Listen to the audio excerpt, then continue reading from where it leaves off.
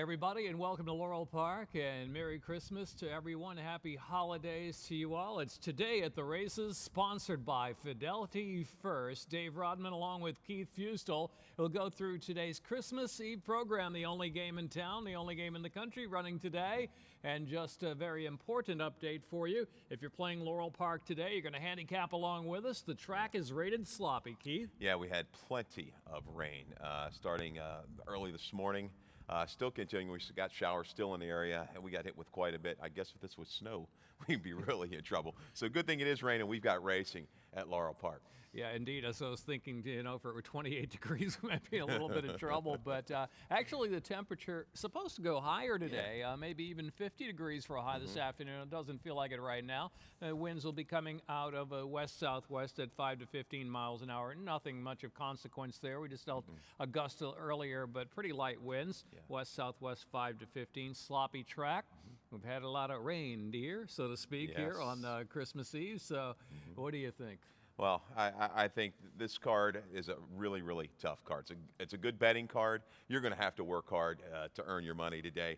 We've got a little carryover, I believe, in the pick six, correct? Pick five. That's Somebody, correct. They caught Pick that late six pick is five. 1,236 and a rolling super high five in the opener. Any races 7 or more wagering interest will be 644.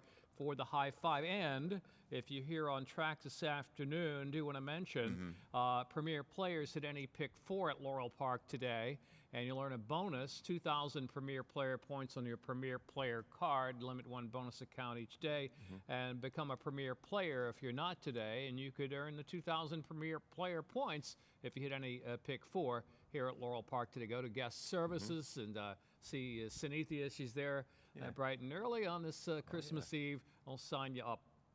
And she was handing out Christmas cards. It was very nice. One of the few Christmas cards I got. Thank you, Sunithia. That's true, right? Yeah. We've got a couple friends around here, Dave.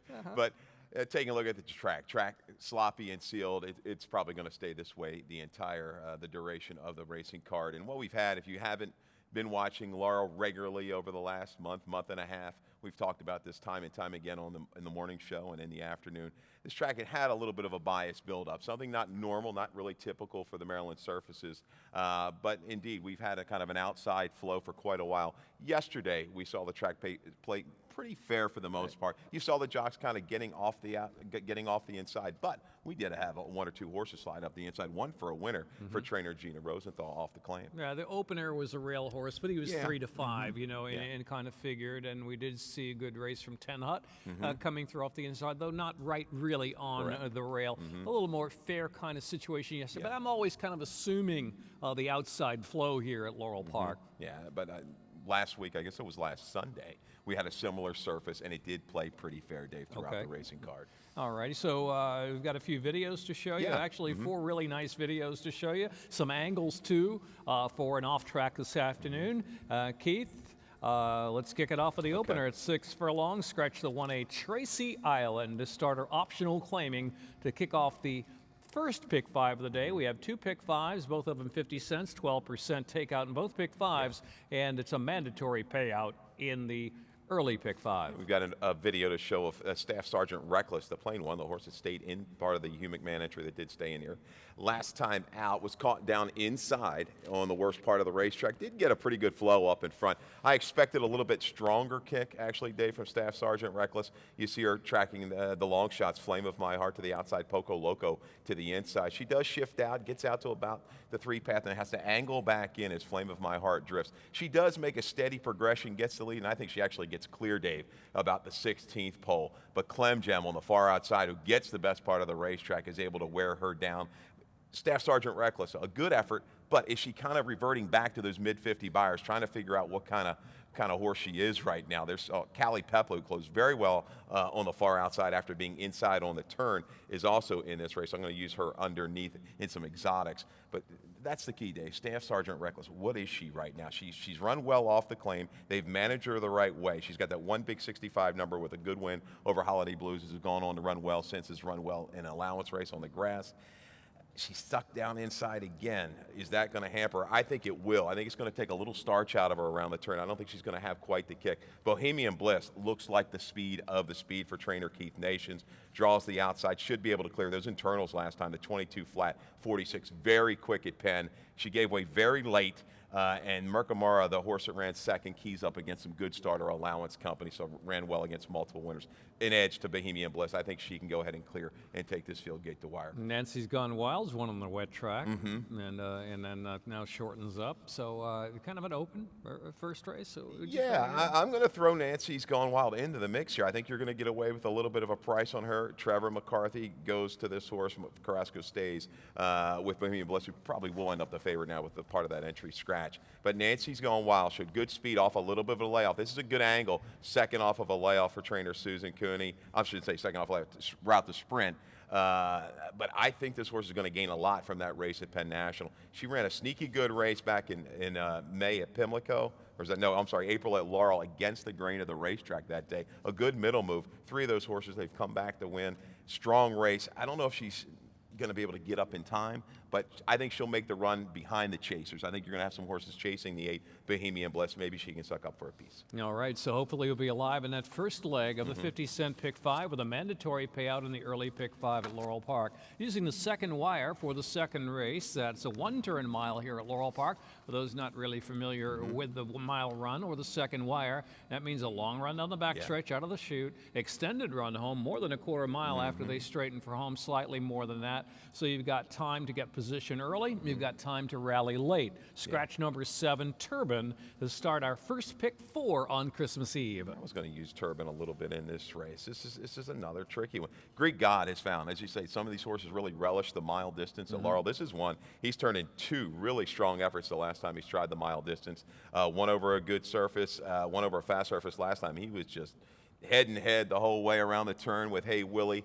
Dropped back a little bit, was coming back again. You see the sharp comment. That's one comment we don't give out too frequently here at Laurel. When we give it out and we see it, those horses usually come back and run a strong race. Couple of wins on a wet track out of Mr. Grilly Marin again. Horses who give that hard chase and stay are fine, but this horse actually dueled for a while and stayed on as Hey Willie was tiring late. The margin had been greater before the 16th pole for Hey Willie, and then he kind of came back, and Greek God kept going. And the question is he going to get pressure? DNA approved to the inside, has shown good speed in the past. He may have to go ahead and send. When he tries to make that little middle move, he usually flattens, especially at the mile distance. It's a tricky move to make. He usually makes it the head of the stretch. He usually doesn't sustain. Colony Strike, I think, is going to be a presser, possibly JC's Not Brown. So Greek God, I don't know if he's going to be able to get away easy, but I don't think he necessarily needs the lead. I'm just wondering if that race took a little bit out of him last time. I think 79er is a horse I'm going to come back to. Fergal Lynch knows this horse. He's a little tricky to ride sometimes. He gets rank in the beginning. He's going to benefit off of that sprint. I know you see the stats second off of 45 to 180-day layoff. 0%. Everything on Annette Eubanks right now. The throw out. She's had a really, really nice year. I think this horse with a good break, if he relaxes a little bit early, Fergal Lynch can get him set on the stride. I think he can get within striking distance at the head of the stretch and wear down Greek God. And Keith, he's another 2-time winner on the off-going, so that's a positive for him. You know, he was fifth last time behind the pulse. He's pretty quick. Always been quick. Always right there. 1-2 punch every time he runs for the opening quarter and the half mile. All right, let's go to race 3. Scratch the 1 part of the entry. Showtime. Interesting race with some angles in here. Old classy Cutty Shark is coming off the claim. Cooking up a Storm, who is a 4-time winner here at Laurel Park, is trying to regain his best stride. Risky Guy is about as consistent a horse as you can get. 12 out of 49, 9 seconds and 5/3. Look at that, 94,000 the year before last and 74,000 this year. He's just a money grinder. Yes, He's had some trouble out of the gate the last 2 times. A stumble 2 races back, a little step slow. I don't know if that's an indicator or something that's going on with him in the gate, some antics. If he breaks, he looks like the quality speed in this race. Trying to break it down, maybe be a hero, but Risky Guy with a clean break should go ahead and clear. And of course, I didn't mention your classiest of them all, Classic Wildcat, 23 of 80, 10 years old, looking for its 4th straight win. kind of maybe a little Ben's cat rubbing off on him, in the Leatherberry Barn Classic Wildcat. Wow. He won by head last time out, but that race 2 back was ultra impressive. The race was over at the 316s. It was. They give him plenty of time off the big effort, October the 14th. Then you come back, a nice strong effort. Now he's back really quick. Okay, just last race, 7-8 days ago. What do you do? Every time I try to go against this horse, he beats me. I'm sticking with him today. I think Leatherberry knows him like the back of his hand, knows all his tendencies. This horse is going to be able to take aim. I think he very well, may get first run on the speed of Risky Guy and be able to, this could be a really good stretch battle. They've clearly run faster, consistently faster, Dave, than anybody in this field right now. Yeah, and he's got 16 wins here at Laurel Park. And as you mentioned, okay, so it's a quick turnaround, but maybe for a younger horse, we haven't seen much form on him, but for a 10-year-old to reel off 3 straight in that manner, very impressive indeed. Classic Wildcat. Yeah, this is a good race. And what do you do with it? You've got Mary Epler, second off a barn change with TATR. We saw a little indicator that field that he beat last time out. Horses came out of that to run yesterday, ran much slower. I glanced at the buyer figures this morning. Cuddy Shark's the one, the interesting one. He's an old back class horse. He can handle any type of surface. A real good try. 2 races back against Double Whammy and Risky Guy. Any slight move up off of that, the old guy can be right into the mix. From leading trainer Mary Epler's barn, ran a few horses yesterday, but I thought a couple of them were a bit overmatched. This is a horse who can really come back to his back class. He's half the age of Classic Wildcat and got some class to go back with it as well. Yeah, and a winner, 2-time winner on the wet.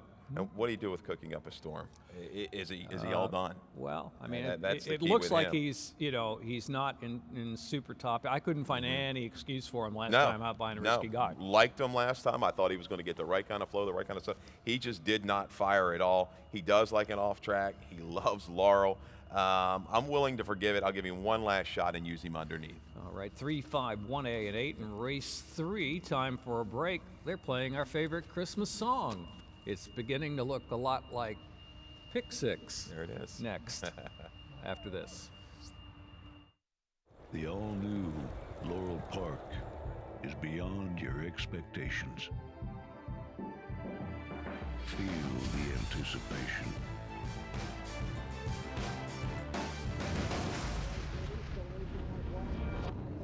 Is this long shot? Witness the speed. Experience the thrill.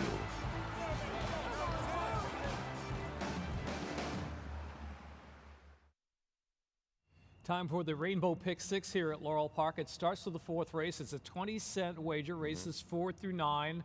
The last 6 on the card, and a carryover, as you see on your screen, $1,236. 20-cent wager gives you a chance to spread around a little bit. Scratch number 6, Bay Built.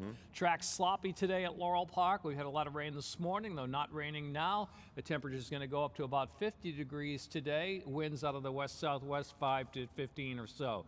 All right, Keith. I think number 2, just a little bit more, is your top pick in here. And I know we discussed this race a little bit a couple of days ago. And how hot the Lacey Gaudette barn has been here at Laurel Park. And this is the first time Lacey Gaudette just a little bit more.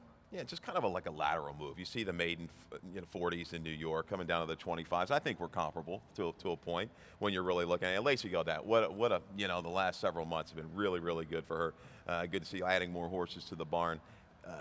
Great percentage. She's holding sway, 20-25%. You see this first time with Lacey, she's about 20% with a solid ROI. Just a little bit more. I'm going to throw those last couple prior to the layoff in September, August, July. Go back to those races in the spring. Wave Warrior, Dr. Mountie, competitive against the likes of those. I know that Wave Warrior, everybody else in there wasn't strong, but Dr. Mountie came back to gallop here by 8 or 9 lengths. They had an allowance, races going up into run them like the high 80 buyer figures. I think just given enough time to refresh. Bay Belt, with the speed of Bay Belt gone, this horse could go forward. I don't know if I necessarily want him on the lead, but I'm just going to leave it up to Toledo whether he decides to track or go on with it from the inside. Yeah, that Dr. Mountie line is the line maiden special weight there at Belmont Park that catches the eye. Something happened, Belmont, Saratoga, Belmont, that string of 3 races, though I thought that the race at Saratoga for maiden 40 was pretty strong. Not only did Dr. Mounty come back and run big out of there, but Tale of Mist in subsequent races, very strong races too. So just a little bit more. First time Lacey Gaudet today is going to be Keith's top selection, race 4. Yeah, by Discreet Cat. I don't think this horse will have any problem with the sloppy sealed surface. Number 5, Spites Hill, a kind of horse maybe Cal Lynch got mad at. They just got frustrated, and he was just kind of a teaser, would run up the horses, hang a little bit. They dropped him to the 16 on the turf. I don't like him on the turf at all, but maybe Maldonado, will be able to kind of say, okay, let me get a fresh start with this horse. His figures, they work. His running style works for this race. I think he's dangerous. Keys up against Concordia's Way, 2 races back, and then you got the 8-horse, first time for Kieran. Gavin Street Sense. We've seen him pull this before with Nicorodilic Rocks, a horse shipping west to east and has done well. Another one, though, the company that he's faced out there. How strong? That's a tough gauge. Well, I would concur that the races, okay, it is West Coast California, Del Mar, Santa Anita, but it may be not as strong as they appear on paper, but it is a new barn, blinkers on, for an owner. TDCB Stables done quite well with the likes of Nicorodilic Rocks, and they're starting to purchase these horses from the West Coast, and some of them moving up in the ranks here on the East Coast, and some of them just kind of staying in a lateral kind of move. And this horse probably just has to maintain form to be dangerous in here. Gets a good draw towards the outside. With the blinkers on, we saw that move. They kind of adjusted the blinkers a little bit on Nicorodilic Rocks. Maybe they'll close him up a little bit. He should be forward a long way in here. Yeah, going back to Spites Hill, I mean, what a kind of a bad luck horse, I mean, I know he's had a spotty racing record, tried to break the maiden all the way since back in 2013 at 5, but he was a bit unlucky indeed back in Cal Lynch's barn. He should have broken the maiden a few races back, just a little bit of trouble here and there for him. An interesting long-time maiden looking to break through the ranks. Yeah, and I don't think you can really leave out the 7, Moonspill, with jockey Fergal Lynch. Moonspill, a good debut run back in December, just a little over a year ago. A good closing effort, then showed speed. Trying to figure out what this horse is really made of. But he keys up against some good horses. Big House, Richie's Rich, they've gone on to do okay. I don't think he has to do a whole lot. He's shown he can run well right out of the box. He's by Great Notion. They run on anything. He's a definite You've got a lot of user Maryland in there, right? Okay.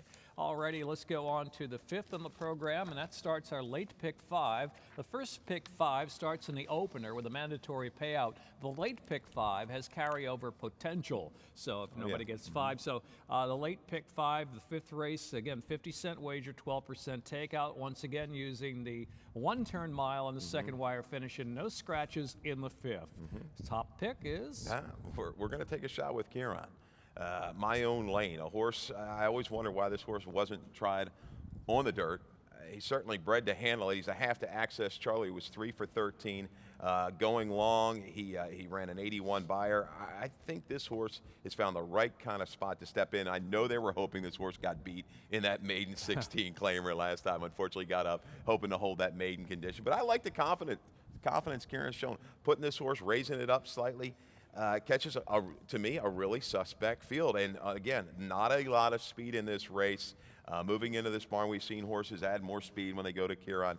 This horse will be up towards the front, I believe, today, and is dangerous first time on the main track. Our man Damon Dilladovico is the one some promises. Off that Maryland Million starter handicap could be pretty salty, beating a length and a half in a tough field there with Long Shot, Who Stole My Sock, got up. But this guy's got the really good triple-digit 100 time form figure. Is that an aberration? I don't know, because he's really not run that fast before. But certainly a horse who's overdue for Damon there in Black and Tan stable. No, I like this horse today. Yeah, they've not won with him, but they're not giving up on him. No, He was claimed for 15. He's run a couple of seconds. He's in for 22.5 today. Good effort. I'll throw the last out, but I mean he's steadily improving. You look at the way he's moving. He's moving in the right direction. And what I like, this is a 2 in life. Last time out, 2 races back, his last time on the dirt in the Maryland Million starter against Who Stole My Stock, who was a big upset winner, but worthy line. Stolen. These horses run 7, 8 races lifetime apiece and didn't disgrace himself at all, had dead aim, had to work out a trip from the 9 post. I know it's a little tough down here from the mile from the rail. But I think he's in the right kind of form. Again, there's not a lot of speed in here. I think he can go ahead and draft into position without have to use too hard early. Then if he has to navigate his way around the turn, I think he can. All righty, and Pharaoh City comes in from Parks, from Churchill, off the claim from the Maker Barn, and he's done all right at Parks. But again, first time on this surface, first time on the wet. 2 question marks for the son of Escandarea. Yeah, I think breeding is okay for the off track. He's a stayer. I mean, he stays around. He doesn't mind a little bit of a fight either. Comes off that heavier surface at Parks. He might like the transition to Laura. I don't think a sloppy sealed surface is really going to kill him. He'll be close enough today. He can grind it out. A barn we don't see here a lot, but they hit it a very high percentage up the road. Yeah, you got me intrigued now on the pedigree here. I'm going to do a quick look up. Well, hello. Yeah, we okay? Yeah, I think we're okay. A lot of off track in there. Am I reading that correctly? I'm going to hope you are. Let's see. Give us. Well, the dam was over 2, but I think there's some foals, a lot of foals actually, won on off track. All right. So I think 3 for 9. Not any problem there. That horse certainly fits, and the highest last out buyer on the main track. So jump, jive, and whale. What do you make of this horse? I'm thinking he's still a little bit better as a one-run sprinter, but the number off of his last race against Jeezum Jim, the company lines, How's Your Sugar, Jeezum Jim, we saw those 2 run 1-2 again yesterday. McCarthy will have him within range by the head of the stretch. All righty, 6th race. A few key scratches out of the 6th. 3 Sea Raven is out. 7 Coltimus Prime is out. The 9 Monkeys Medal is out. Yeah. And Keith, you have a pick 4 ticket here. Yeah. Yesterday you took a shot with what was it? The pick 5, 4 yeah. of 5, and 4 of Gina 5. Rosenthal got us with 10 Hut right up the rail.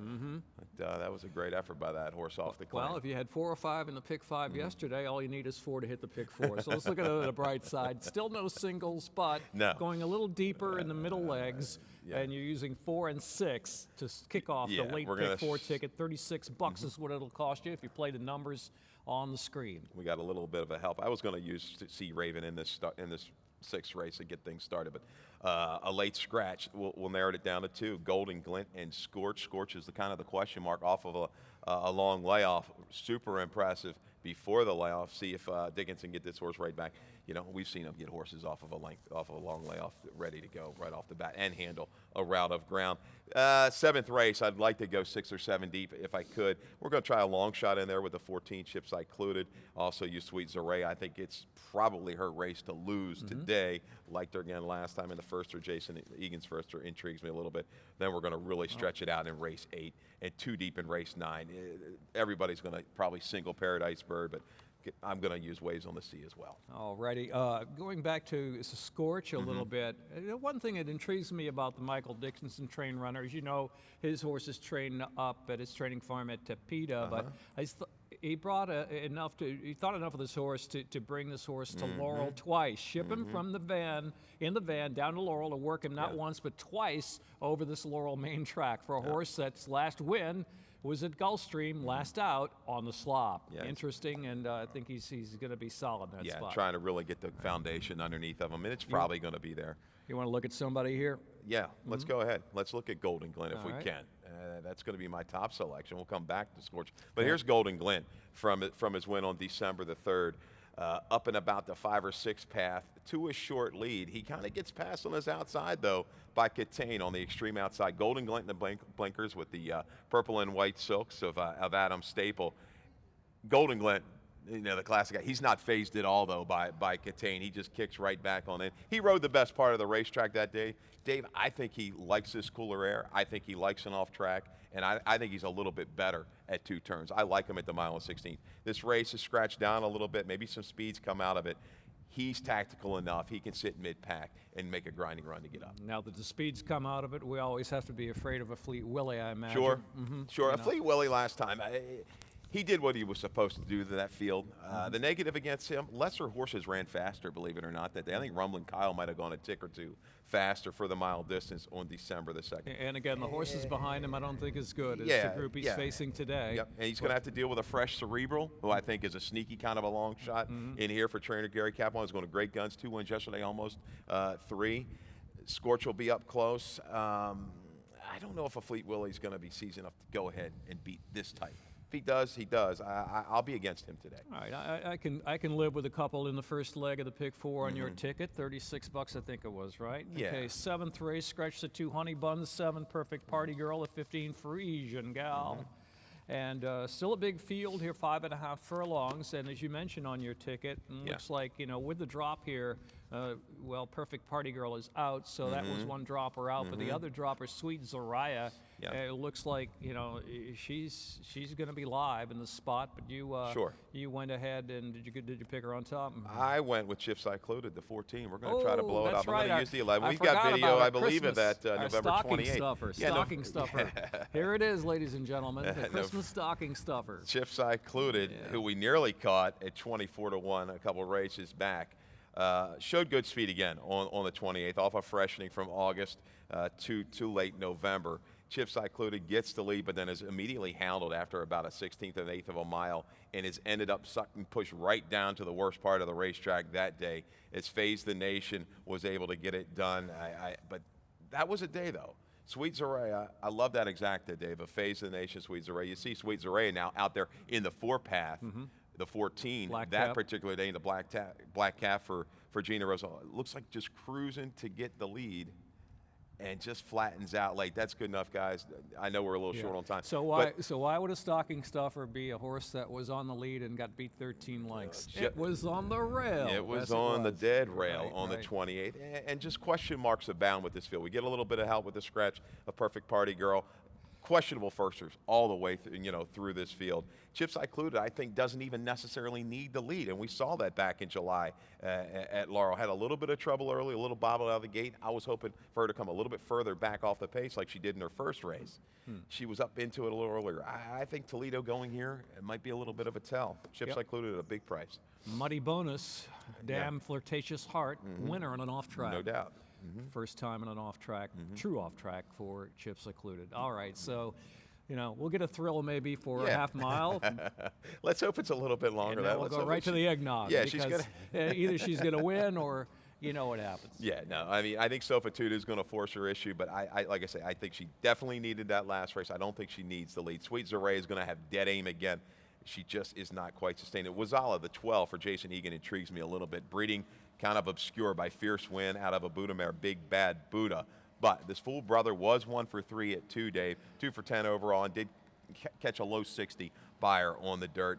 Anything close to that is good enough to win. And another dam who's won on an off track is a dam of the one, Hanalei Bay. Sunset for Mary Epler. Again, the one hole concern, especially at 5.5. You see how the track's playing today, but leading trainer out of an off track winner, Hanalei Bay, Hanalei Sunset. Yeah, Hanalei Bay, 1 for 6 at 2, 6 for 48 lifetime, made over $200,000 and hedged into the 90 buyers. This horse is a half to a 3-time winner, but stuck down inside.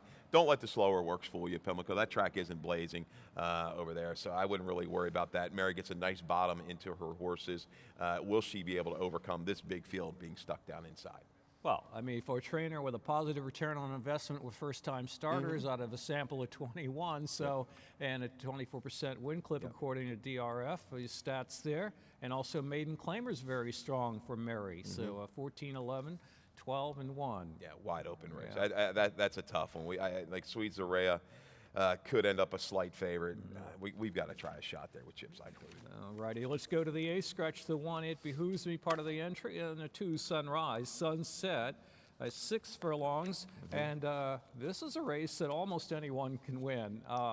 The question is, Nick Ordalic Rocks, who was in great form in winning the Maryland Million Sprint, made a trip up to Mahoning Valley up there. It was kind of a disastrous run with the track being muddy. There were some other issues and just didn't run at all. Came back here, beaten favorite, and drifted out a little bit in the lane. So the question is, is he off his peak? Is he going to come back to his peak? Even half or 2/3 of his peak would maybe be good enough here, but this is not a pushover spot of runners for him. No, it's not whatsoever. He looked like a winner. And then Saratoga Heater for Jacobson came off the worst part of the track, got between horses, and beat him on the square last time out. I don't know what to think. He kind of reminds me of Staff Sergeant Reckless in the first race. Is he his mid-70s kind of horse that we saw in California, or is he the real high 80s, 90s horse? I'm not so sure. The good thing is we've seen him. He's proven over a sloppy, muddy sealed surface, a wet track. He can handle that. He's got some speed to run out in here. Nye's going to show speed. Bethel, Wildcat towards the outside. Even Daily News likes to mix it up usually. He's always a forward factor around the turn. I'm going to use Nickerodilic Rocks, but Lanier really intrigues me, Dave. Showed some real ability. I know when dropping down beat an easy field, but did it the way he was supposed to before the layoff in April over this racetrack. Dictated inside handily, see the comment. Then showed versatility off a layoff, protected off the layoff, wins on the turf. Back to the dirt with some real questionable speed types in here and not really knowing what kind of Nickerodilic Rocks is going to show up. I think this is a fresh face that you're going to have to really respect, and you're going to get a fair price. Okay, yeah, and it's a super form, outside flow kind of run for Lanier. Yeah. The 5, Sir Orinoco, another one from the Mike Girallis barn. He's running 2 uncoupled, one for Mark Lapidus, the other for owner Joseph Colgate. Now, the Sir Orinoco, that race, we showed it a couple times, I think, the May 8th race at Pimlico when he just exploded when angling off the rail the last 1/8 of a mile. He hasn't really come back to that effort, but I do like the steady improvement. I don't think he's going to be any problems with the off track with the Carson City on the bottom side. Flow will be good.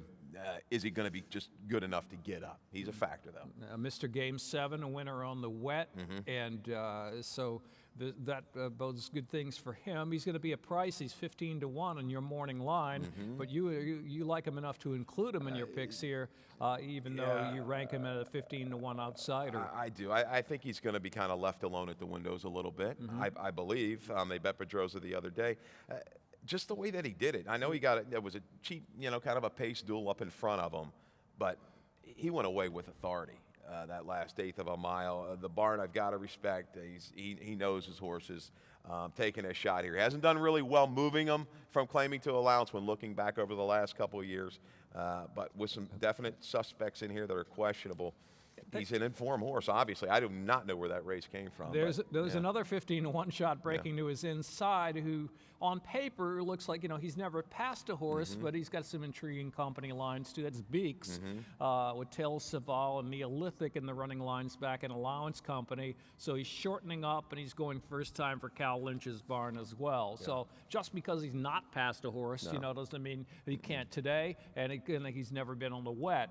So the race a little deeper, perhaps, than the 9-5 Nickerodilic Rocks. Yeah, you saw that lining that race with the entry. You figured the money was going to come in. You toss it behooves him. His last race, the 2-back race, was good, but he is now scratched, and that lets you're just scratching your head which Nickerodilic Rocks is going to appear today. How about a 1-minute money maker in the 9th races? We're almost out of time here in the 9th race program. Correction: Carlos Gutierrez is the rider on the 10, As Brave as Mom.